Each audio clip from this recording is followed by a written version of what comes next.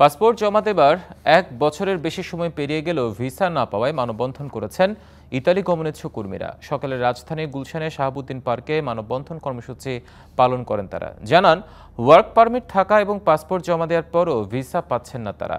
এ বিষয়ে গেল এপ্রিল মাসে ইতালি দূতাবাস বরাবর লিখিত অভিযোগ দেওয়া হলেও কাজ হয়নি। পরে দূতাবাসের কর্মকর্তাদের সাথে কথা বলেন 5 সদস্যের একটি দল। সমস্যা সমাধানে সময় চেয়েছেন তারা। জানানো হয়, দ্রুতই দেশের 3টি ভিসা ডেলিভারি বুথ থেকে প্রতিদিন অন্তত 100টি করে ভিসা দেওয়া কার্যক্রম শুরু করবে। এদিকে আগামী 7 দিনের মধ্যে ভিসা কার্যক্রম প্রক্রিয়া শুরু না হলে কঠোর কর্মসূচি দেওয়ার কথা জানান আন্দোলনকারীরা।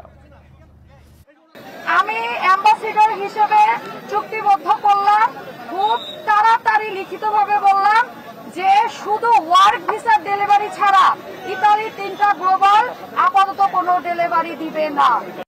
এনজিওর কিস্তি প্রথমবার বিকাশ পেমেন্ট করলেই 20 টাকা ইনস্ট্যান্ট ক্যাশব্যাক।